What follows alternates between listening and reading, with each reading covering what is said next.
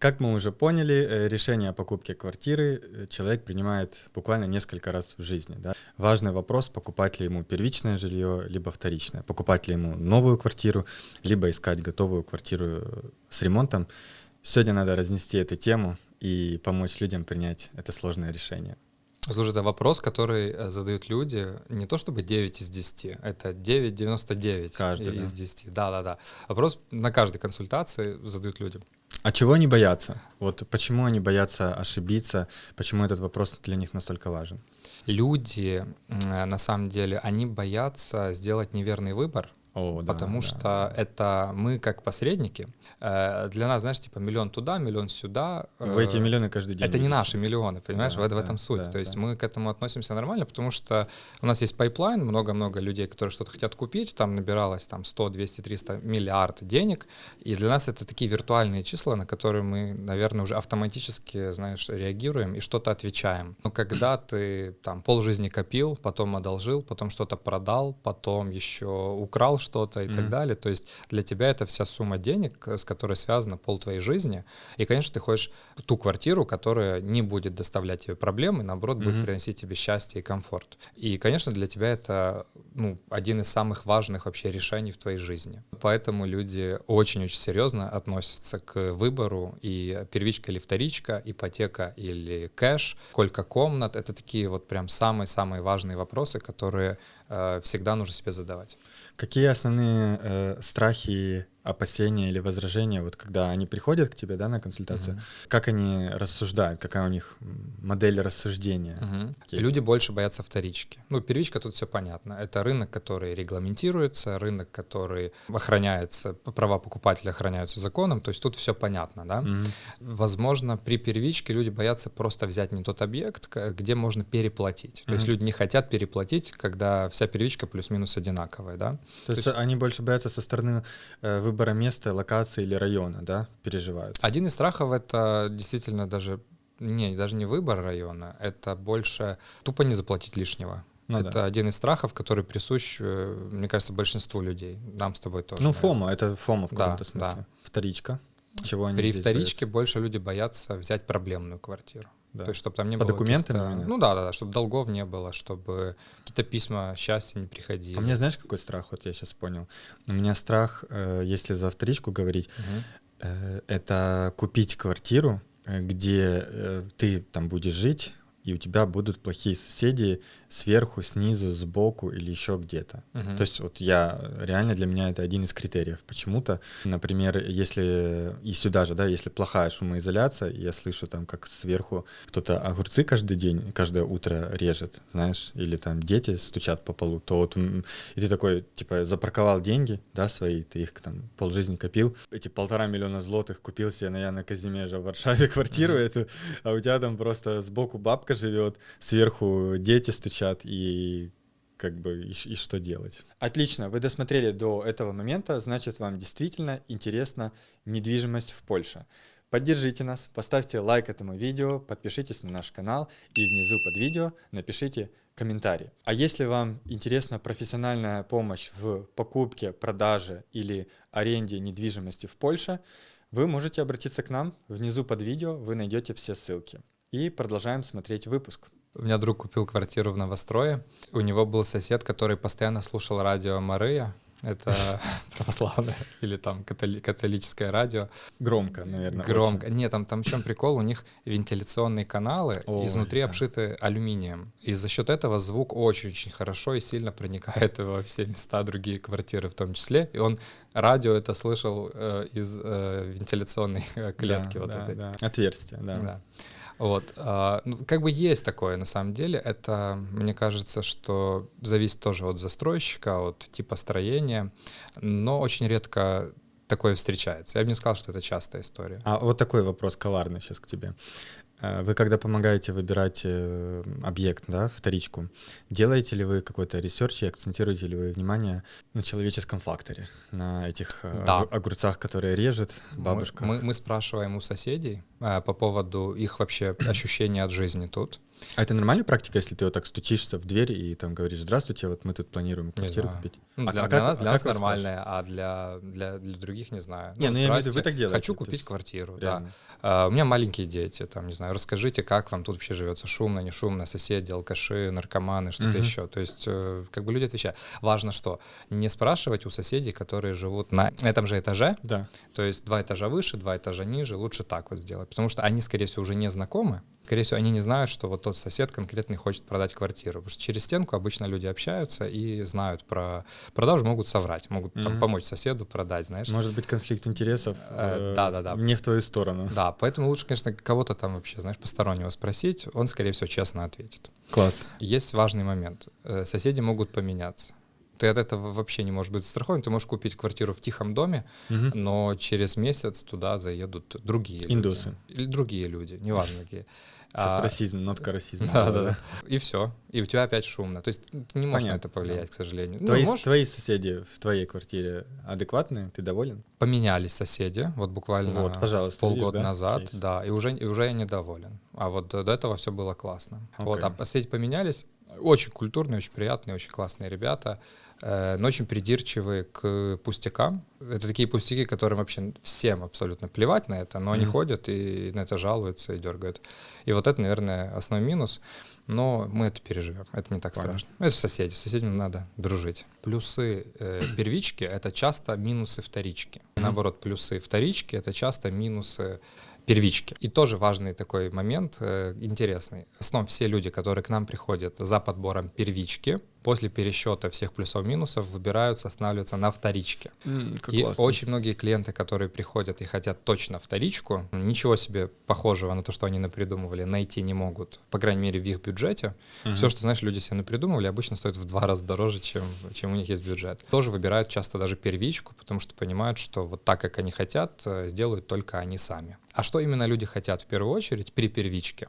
Это новый, актуальный, интересный дом, который нафарширован, в последнее время все фаршируют какими-то технологиями Smart Home, который приятно пахнет, еще все там блестит, новый у тебя ремонт, и ты в целом живешь в чем-то вот таком хорошем, новом, да? Если ты покупаешь вторичку, наоборот, даже если там идеально все вылизывали, все равно это как будто бы, знаешь, чуть-чуть морально устаревшее жилье, даже если ему 2 года. Оно уже чуть-чуть не такое.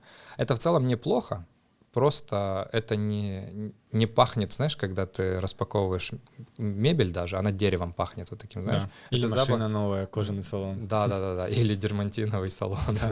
Есть все равно запах нового. Даже телефон ты покупаешь, он первый день как будто бы вот пахнет не то металлом, не то пластиком, чем-то таким. Да. И вот этот запах, он уходит где-то на протяжении года из квартиры. Вот он, мне кажется, делает такой вау-эффект, ради чего люди покупают первичку. Да. На вторичке ты такого не найдешь, даже если у тебя там все идеально вылизано, в идеальном состоянии и так дальше. Просто чуть-чуть другой. Ты уже понимаешь, что кто-то этим когда-то пользовался или, по крайней мере, не ты распаковывал. Оказывается, для многих людей это один из основополагающих факторов при выборе недвижимости. Угу. То есть ментальное такое вот это ощущение, я думаю, ощущение победы, понял? То есть им даже важно не ощущение нового, им важно ощущение победы, что они сделали это, достигли этого.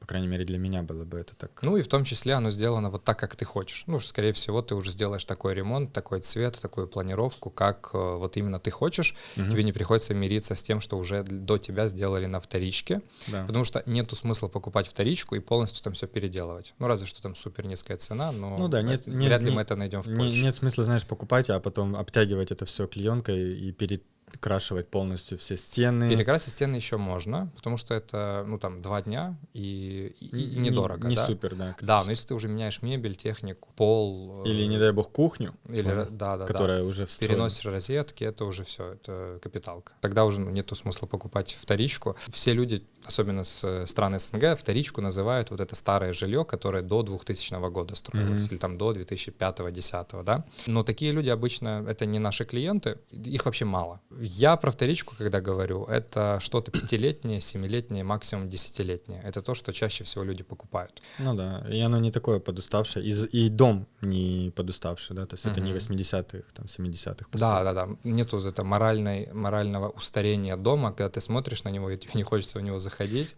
или запах какой-то появляется в подъезде. Да, вот ты сейчас говорил за ассоциации.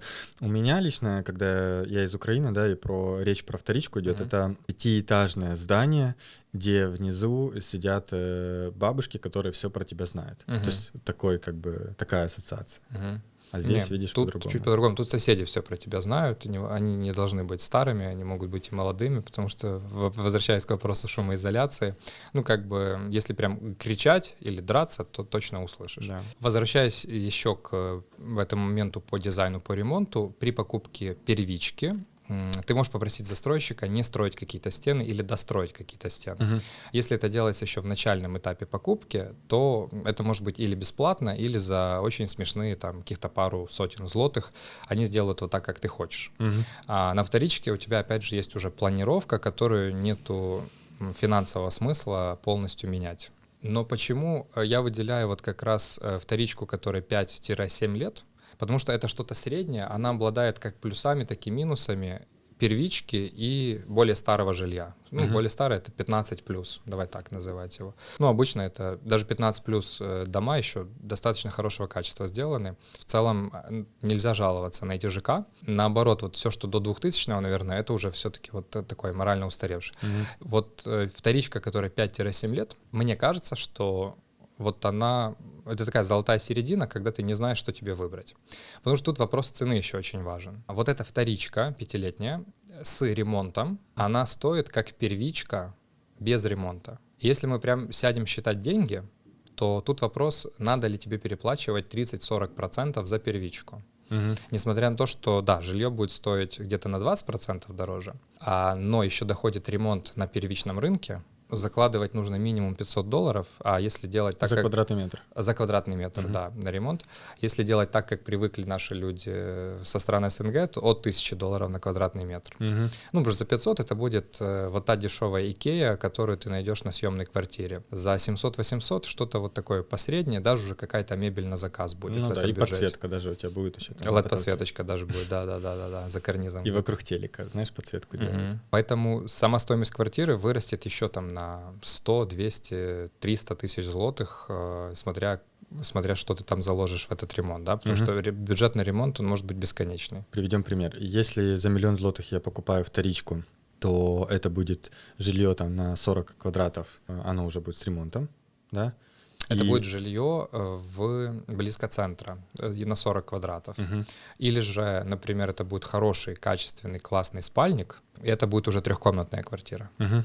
С ремонтом. С ремонтом. И если же это новострой, и у нас 1 000 000, то что мы за 1 000 000 организуем? Получим white box, белые стены, бетонную стяжку, выводы под трубы канализационные. Штекеры, да, все эти. И висящие провода из потолка, но уже включатели и розетки. Это те же 40 квадратов, например, на районе Воля или Макотов, или трешка в хорошем спальнике, но без ремонта. То есть ты туда заходишь и ставишь пол, красишь стены, мебель, техника, и попадаешь на те же $700-800 за квадратный метр. Давай, значит, ситуация следующая. Ты за 1 000 000 покупаешь первичку, за 1 000 000 злотых. Тебе еще надо примерно $28 000 для того, чтобы в этих 40 квадратах сделать себе ремонт и обставить все техникой. С учетом $700 за среднюю стоимость квадратного метра. Да, тут нюанс. Если ты покупаешь квартиру 40 метров за 1 000 000 злотых, на этом районе, скорее всего, ты не найдешь арендатора,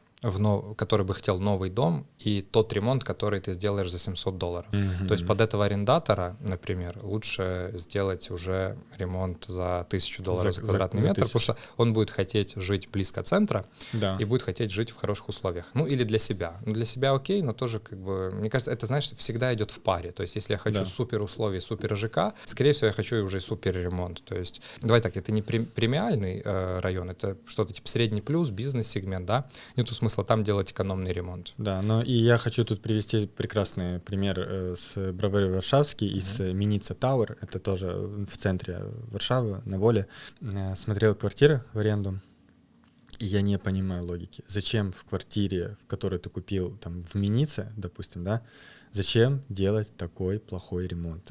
Ну, то есть это реально та ошибка, из-за которой они эту недвижимость сдать в аренду не могут нормально, понял? Максимум на Airbnb каким-то там проезжим американцам, знаешь, которые не понимают рынка. Прайс за квартиру, за однокомнатную 40 квадратов, они хотят, ну, там, типа, 6-500 тысяч злотых за 35-40 квадратов.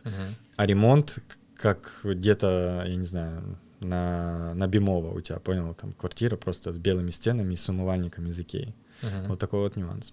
Да, и тут, если ты хочешь ее сдавать в аренду, нужно подумать про арендатора. Захочет ли арендатор, который готов переплачивать в 2 раза, чем средняя по рынку, готов ли он жить в таких плохих условиях, которые ты для него сделал? Ну да, получается диссонанс. Ты живешь в Минице, у тебя на паркинге внизу стоят Роллс-Ройсы, Каены и все остальное. У тебя там спа, бассейн, баскетбольное кольцо и все остальное, коворкинг. Но ты поднимаешься в свою квартиру, однушку, и у тебя там умывальник из Икеи за 300 злотых. То есть, ну, как-то неконкурентно получается. Очень важный момент — это не только купить, но и потом думать, как ты ее будешь продавать. Ну, рано или поздно этот момент настает. У всех, наверное. И, кстати, под нашим видео, под одним из первых, очень часто писали предъяву такую, да. Вы все классно считаете, но если я покупаю уже сейчас вторичку, то еще через 20 лет это будет вообще, типа, доисторическое жилье. Да, вот это важный момент. Если мы говорим про старую вторичку, опять же, до 2000-х годов, скорее всего, она уже никому не нужна будет. Да. Ее покупают, но ее покупают с очень большим дисконтом, даже сейчас. Все равно все люди хотят переплатить за новое. Ну, даже не переплатить, наверное, правильно сказать, ну, это рыночные цены, ты не переплачиваешь, ты хочешь нового. Вторичка до 10 лет, если на сегодняшний день, то есть там после 2014 года, после 2015, уже после 2015 года, эта вторичка, у нее еще есть потенциал роста цены, ну, там ближайшие 15, даже 20 лет. Если это хороший ЖК, если этот ЖК еще чем-то уникален, то я тебе уверяю, что спрос на это жилье будет постоянно. Что имеется в виду уникален ЖК? Рядом парки могут быть панорамные окна, не везде такое. Может быть состоявшийся какой-то ЖК типа Виланова. То есть Виланова уже 15 лет, но его дальше все хотят, и недвижимость дорожает очень даже. Потому что у тебя соседи. Потому что 15 лет назад Виланов покупали юристы, артисты, нотариусы и все более-менее обеспеченные люди. И сейчас им уже не по 30, а по 50. И сейчас это 50-летние почти все или даже все миллионеры. С этими людьми каждый день на улицах стыкаешься ты, твои дети и так дальше. Или ты можешь... И с их детьми. И с их детьми. Твои дети с их детьми. Да. И вот на это тоже стоит обращать внимание, потому что часто еще комьюнити очень сильно решает, да, те, кто там живет. И вот в случае первички твое жилье еще действительно лет 30 может дорожать. Соседи твои, как хорошее вино, с каждым годом будут становиться чуть богаче, чуть приятнее, чуть образованнее, скорее всего. При вторичке 5-летний, 7-летний аналогичная история. Ну, уже 5-7 лет ты потерял на росте цены. И с другой стороны, если мы берем прям старую вторичку, то, во-первых, она не будет сильно расти. И возвращаясь к вопросу про соседей, там уже не пойми, кто соседи. То есть там будут и иностранцы с разных стран, которые арендуют. Там будут и бабушки, дедушки, поляки, которые там живут. Там будут и твои ровесники, и еще не пойми кто. И вот это, знаешь, такое серо-буро-малиновая консистенция из разных слоев населения, она в целом может отталкивать тебя от постоянного проживания в этом жилье.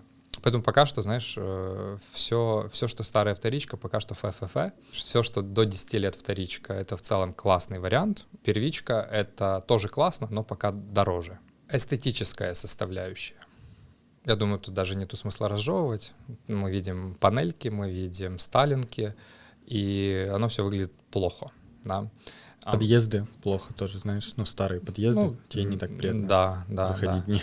То есть вот это все выглядит просто плохо, условно, знаешь, такие стереотипы, которые характеризуют славянские народы после распада СССР. И вот один из них, то есть там типа шапка меховая такая, знаешь, как папы наши деды носили. И один из них вот это как раз такая серая хрущевка или что-то в этом роде. Условно вот молодежь или даже там люди до 45 лет вообще себя в таком жилье не видят, да, то есть то, что сейчас строится, особенно после 2015 года, обычно это красивые, даже самые простые дома, обычно они выглядят стильно, модно, молодежно, современно, и ближайшие 20 лет они не потеряют своей аутентичности, не потеряют своей не уникальности, но в целом внешнего приятного вида, да, вот это они точно не потеряют по сравнению с панельками. Ну, это как машины, которые начали выпускать с условного там 2005-2010 года. Некоторые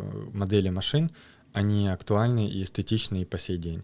Например, я по себе могу сказать, BMW E60, которая там 2007 года выпуска машина, в кожаном салоне, там, с хорошей комплектацией, она актуальна и круче выглядит, чем большинство там средних машин сейчас, типа Короллы, и, я не знаю, Citroёn и все остальное. А все, что строится сейчас, то есть любое построенное жилье даже 5 лет назад, но уже с нашими современными технологиями, оно действительно имеет способность дольше держать свою актуальность, чем то, что построено в условных там нулевых. Другой вкус был, другой запрос у рынка. Вообще не было критериев вкуса, мне кажется, там прям не заморачивались. В наших странах, да. Просто строили. Это, но в Америке уже на тот момент, там, еще 50 лет назад, ты посмотри, что они творили, да? На самом деле в Советском Союзе строили конвейером, а на стройку приезжали уже какие-то готовые запчасти, которые собирались как конструктор. Поэтому там до дизайна не доходило. То есть там важно было просто огромное количество квадратных метров. Огромное количество людей, которые вот после Второй мировой только родились и вот сейчас начинают рожать детей, обеспечить дешевым и каким-то более-менее теплым жильем. То есть все. Основная задача была решена. Есть еще старая вторичка. Это то, что строилось до Второй мировой войны. Нету смысла ее обсуждать полноценно. Оно не всем нравится. Тоже очень такая вкусовщина сильная. Зато оно в центре. Оно в центре. Но есть и фанаты. Я, например, да, этой недвижимости. И это та недвижимость, которая стоит дороже, чем вторичка современная и первичка вместе взятые. То есть это прекраснейший внешний вид, особенно вот фасады, входная группа и так дальше. Это просторные, очень красивые подъездные клетки и лестничные клетки. Это высоченные потолки. Это что-то на old money, что-то на богатом. Даже если паркет обычно. Да? Настоящий, конечно, деревянненький. Да, высоченные окна. И вот это что-то, за что, я думаю, что действительно можно заплатить, за то, чтобы жить, знаешь, как в музее. А сколько бы оно ни стоило, это сложно оценить. По твоей аналогии с автомобилями, да, то есть все, что, например, строилось там в 60-е, в 70-е в Америке, такая золотая эпоха автомобилестроения, да, оно может стоить как несколько тысяч долларов, так и несколько сотен тысяч долларов, один и тот же автомобиль, да, потому что второго такого уже не сделают никогда, как и ту недвижимость. Вторую такую уже никогда, наверное, не построят. И в ней есть, как бы дух целой эпохи. Свой шарм. И вот, кстати, тоже, знаешь, возвращаясь к вопросу ремонта, еще один классный мем по интернету ходил какое-то время, это «Как живут европейцы». И показана красивая какая-то каменица с прекраснейшими фасадами, какой-то золотой отделкой и так далее, и так далее. А внутри прям максимально бомжатские ремонты, кровати, и все выглядит просто ужасно и безвкусно. И наоборот. Показаны вот как раз страны СНГ, в которых серая, внешне серая, ужасная, некрасивая панелька, но внутри там все дорого-богато, знаешь, сделано очень современно и вот так. То есть вот в этом диссонансе, да, конечно, люди живут, когда приезжают, особенно с Украины, с Беларуси, хотят купить что-то за свои деньги адекватные, заходят в квартиру и просто у них падает челюсть от удивления, насколько плохо все обычно сделано у поляков. Поэтому они уходят в первичку, чтобы сделать под себя как хотят. Еще очень важный момент, преимущество первички над вторичкой — это юридическая чистота. Особенно, когда ты сам покупаешь эту недвижимость, не умеешь проверить какие-то важные моменты, то вот как раз вопрос юридической чистоты является очень актуальным, потому что на тебе точно не будет каких-то долгов, потому что ты первый владелец этой недвижимости. Скорее всего, там все будет прекрасно работать, нету каких-то скрытых проблем с трубами, с канализацией, с энергопотерями и так далее, и так далее. То есть, ну и с другой стороны, как бы, скорее всего, нету никаких судов, никаких задолженностей, никаких бизнесов открытых на твою квартиру, никаких людей непонятных прописанных на твоей квартире, да, хотя это все может быть на вторичке уже. Что самое таких топ-3 страшилки, скажи, которые могут быть? Ну, от популярных таких топ-3 страшилки. Самое страшное финансовое — это долги на квартире. Которые ты не смог проверить в момент покупки, да? Да. И что происходит? В чем? Ты должен их заплатить, иначе тебе отключат коммуналку. Ну, это долги на сами коммунальные. Я думал на саму квартиру, что ее могут забрать за долги. Нет, когда ты уже новый владелец, у тебя уже забрать не могут. Все, то, что в Украине, ты знаешь, да, могут забрать, даже если ты новый владелец, а старый там как-то не распетлял. На самом деле этот вопрос, он всегда закрывается каким-то нотариальным депозитом, который лежит до момента выяснения каких-то судебных дел. Потому что все судебные дела, они сразу видны.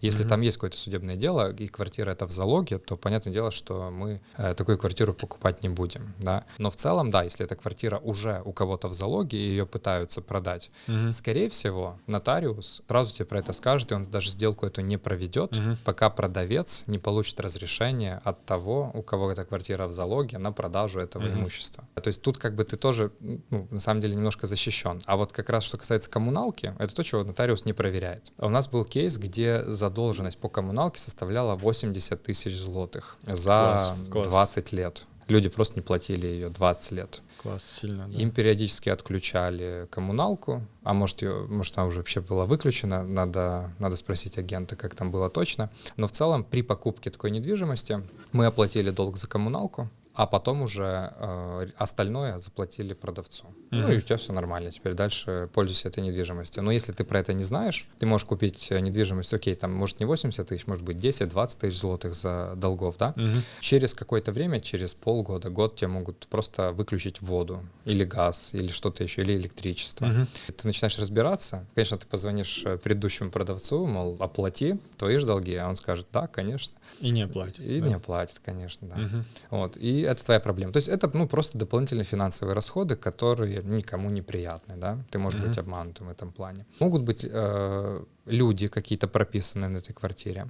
Как бы то, что они прописаны, не дает им права жить там, но ты можешь получать какие-то письма, их может искать полиция. Приходить к тебе физически, каждый день, да, тебе будут приходить. Может вестись какая-то деятельность, бизнес-деятельность, діяльність открыта, спулка какая-то открыта, и тебя тоже постоянно будут искать по этому адресу. Не тебя, а предыдущих вот этих бизнесменов. И вот это то, что на самом деле доставляет огромнейший дискомфорт, это то, что нужно проверять сразу. На первичке этого не будет. На вторичке это может быть, но не факт. То есть это не каждая квартира, там одна из 100. Давай подрезюмируем.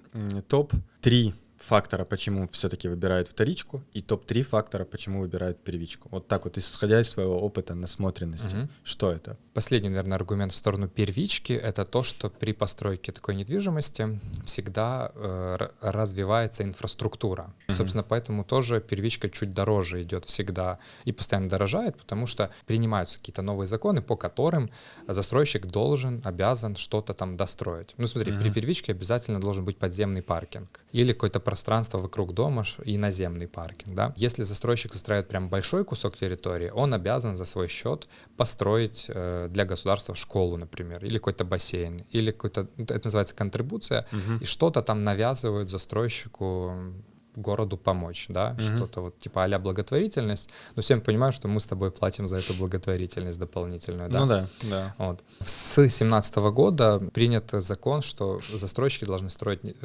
дома с предусмотрением каких-то дополнительных территорий для детей, для прогулок, зеленых зон, с более широким подъездом и наличием каких-то кладовок или общих комнат пользования, куда люди могут свои вещи, велосипеды складывать и так далее, и так далее. То есть в целом все новые ЖК, они более придатны, приятны для жизни, чем старые дома, потому что на старой вторичке, особенно при старой вторичке, даже нету подземного паркинга и очень большие проблемы при парковке автомобиля на улице. Ну да, есть паркинг ваш как жильцов, а если к одной-второй дома, жильцов приедут в гости, получается, у тебя 20% машин, которые непонятно куда ставить, да, и ты их где-то ставишь там. Очень редко, на самом деле, паркинг принадлежит дому на вторичке, если это старый панельный дом. А как? Он общего пользования, кто станет, то станет. И где станешь, там станешь. Но я знаю, что при первичке ты можешь себе купить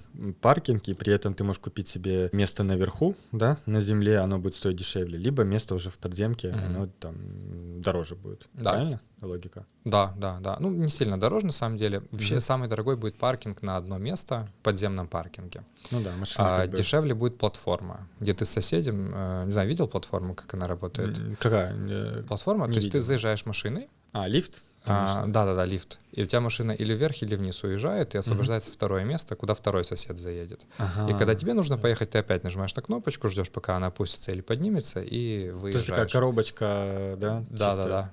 Коробочка для машин. Органайзер такой. Да. То есть эта платформа чем плоха? Она может ломаться, она может провалиться, то есть одна машина на вторую упадет. Только про один случай слышал вообще за все время. Но туда не въедет высокий автомобиль вообще, от слова совсем. То есть даже там гелик ты туда не поставишь, не обязательно бус. Даже какой-то там прадик тоже не заедет. То есть это только под седан, под комби, ничего больше туда не въедет. Окей. Что еще? Порше туда не въедет, да, вот это... Ну тогда точно нет. Мы ездили с клиентами, мерили, прям замеряли, Порше туда не въедет. А то, что является плюсом на вторичке, одновременно является минусом на первичке. И самое основное, наверное, если брать топ-3, почему люди выбирают вторичку или первичку, один из факторов — это цена, мы уже проговорили, но второй фактор — это время ожидания. Потому что первичку ты можешь ждать год, можешь ждать 2-2,5, потом еще ремонт пару месяцев. Вторичку ты покупаешь и живешь сразу. Это время, оно также влияет и на цену финальную, потому что пока ты ждешь первичку, ты где-то арендуешь жилье, за это ты тоже платишь. Ну да, кому-то платишь. Да. К первичке, мало того, что она самая дорогая за квадратный метр идет, плюс ремонт, и плюс 2 года или год, ну или сколько там нужно ждать, аренды посчитай, сколько ты заплатишь. Вот это будет твоя финальная стоимость. Классный, да, подход, кстати, я об этом не подумал. Вторичку, особенно вот 5-летнюю, 7-летнюю, намного выгоднее покупать, еще за счет того, что на вторичке очень сильно можно торговаться. Финальная цена всегда зависит от 2 факторов. Первый, насколько ты хорошо торгуешься. Второй, насколько владельцам срочно нужно продать эту недвижимость. Продается недвижимость не всегда из лучших побуждений. Или потому что скучно, или надоело. Продается недвижимость чаще всего, потому что люди уже не планируют жить так, как жили 5 или 7 лет назад. Они могут разводиться, они могут умирать, они могут заболевать и так далее, и так далее. Количество детей может увеличиваться, да? Да, ну, конечно, в другую сторону тоже, конечно, в хорошую. А ты так типа умирать, болеть. Я хотел продолжить список, чем-то хорошим закончить его. Да, конечно, у людей рождаются дети. Люди. Да. Конечно же, они нуждаются в большем жилье. Да. Они из города могут переезжать за город. Они могут принимать родственников, маму, папу, которых тоже нужно содержать. Ну, в общем, есть причина важная, не просто так. Если там действительно есть какая-то срочность при продаже, конечно же, они тебе опустят цену. То есть ты можешь покупать недвижимость дешевле. За последние полгода средняя там сумма скидки, дисконта от наших клиентов составила где-то 12%. Хотел купить за 1 миллион, а купил на 12% дешевле. 880, да. Хотел купить за 1 200 000, купил за 1 050 000. То есть примерно так это работает. Не всегда. А сколько в среднем стоят услуги риэлтора? В среднем по рынку, я думаю, что у звезд, я себя не называю звездой, хотя меня там люди чуть-чуть знают. Ну, ты широко известный в узких кругах. Да, это очень классно подмечено. Вот именно так, я думаю, и есть. Смотри, у нас в агентстве это где-то 3% на вторичке, 2% на первичке. Это ваша комиссия, которую вы берете? Наша комиссия, да. И по рынку это тоже где-то так? По рынку я знаю многих риэлторов, которые берут 2-1,5%. Но я знаю, почему они берут меньше, и обычно люди этим сильно недовольны. И я знаю риэлторов, которые берут 4, 5, 6%. Потому что они вот более известны, чем я в этих узких кругах. Они да? просто 2% берут за известность, а остальное за работу. Я понимаю. Наверное. Да. То есть они могут себе позволить, на самом деле, у них там, они работают, скорее всего, сами, и они не могут работать с большим количеством клиентов, поэтому просто поднимают прайс до того, чтобы там осталось пару клиентов, которым не уделять время. Тоже уважительная, на самом деле, причина, тоже уважаю этот прайс. Мы что-то среднее между долларами и евро, что-то вот на двух стульях. Золото, понял. Золото. Я правильно понимаю, что если агентство хорошее, да, риэлторское агентство, да, они могут сторговать цену, и это будет дешевле там x2 от той комиссии, которую они заплатят. Условно, вам они платят 20 тысяч злотых, а вы помогли сторговать 80 тысяч злотых. Обычно это настолько выгодно людям, что они нам пишут там условно оды хвалебные, как это классно получилось. Не, если без шуток, то да, я думаю, что в худшем случае человек выйдет в ноль из того, что мы сторгуем. То есть там затраты на риэлтора, на нотариуса, на налоги, все вместе выйдет где-то в 6%, то вот в худшем случае человек вот эти 6% себе вернет. За счет того, что вы выбьете скидку. Да, в лучшем, я думаю, что и до 20% мы можем сэкономить.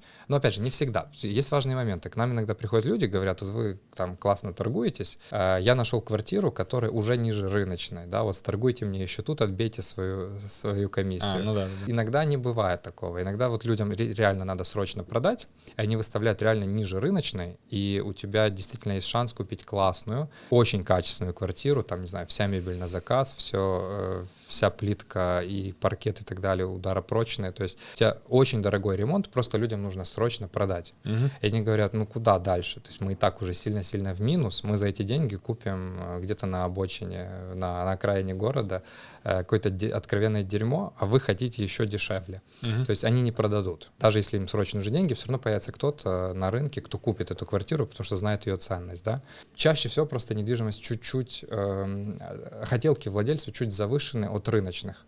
Не зная реальные транзакционные цены, да, ты, скорее всего, согласишься или послушаешь владельца, который скажет, да, у меня там спрос, каждый день по 10 человек смотрит, или берете, или следующему продам, да. Это такой неопытный покупатель, на это ведется. Но мы можем знать, что она уже там 2 года стоит на рынке, или можем видеть историю этой квартиры, где там по 50 тысяч владелец каждый месяц опускает. Поэтому ты ее увидел, потому что она в твоих фильтрах ценовых появилась, да? А ты думаешь, она только вышла на рынок. Ну, немножко не так. Вот как раз вот эти моменты, мы когда видим полную картину, мы уже действительно знаем, блефует ли владелец или действительно его можно еще по цене прожимать. Но когда ты делаешь ремонт под себя, и ты полностью, вот ты понимаешь, что сейчас в этих голых стенах будет такой идеальный ремонт, как ты хочешь. Важно еще понимать, что кроме того, что ты за это заплатишь много, потому что новый ремонт стоит много, обычно строители делают свою работу на даже идеальный, там, на 9 из 10 или на 8 из 10. И вот будет какой-то косяк, который ты следующие пару лет будешь замечать, он тебя будет бесить, и, скорее всего, ты его уже никак не исправишь. Даже вот делая идеальный ремонт под себя, все равно будут некоторые моменты. Косяк в смысле типа плитка торчит, кусок плитки? Что-то будет не так, что-то где-то там криво сделано, что-то недоделано, что-то... Понял. Ну, понимаешь, да, чуть-чуть. Вот так, как ты задумал, не всегда получается. То есть иногда это стекло не вырезается в форме сердечка, ну, ее уже треснет, и все. И вот хоть лопни ты теперь, ну живи с квадратным, да. Я к тому, что есть всегда моменты, которые чуть-чуть портят как бы твое впечатление про ремонт. И все хорошо, но вот где-то там что-то торчит, потому что нереально было сделать по-другому. Или строитель твой не знал, как сделать, да? Я к тому, что перфекционистам не всегда выгодно быть, потому что другие, если ты сам не умеешь делать идеальные ремонты, другие люди, скорее всего, тоже идеально не сделают. Да. Если мы говорим про цену покупки на первичке, есть важный момент, что на первичке застройщик никогда не даст тебе скидку больше, чем он запланировал, больше, чем по регламенту доступно, потому что менеджер по продажам — это менеджер по продажам, а не лицо, принимающее решение. Да? То есть у него есть там лимит каких-то скидок, которые он может тебе дать. Это может быть 3, 4, в последнее время даже 5%. Мы иногда умудряемся выбить 7%. Перед Новым годом мы даже до 10% выжимали, потому что у всех планы продаж там у них горят, и поэтому давай.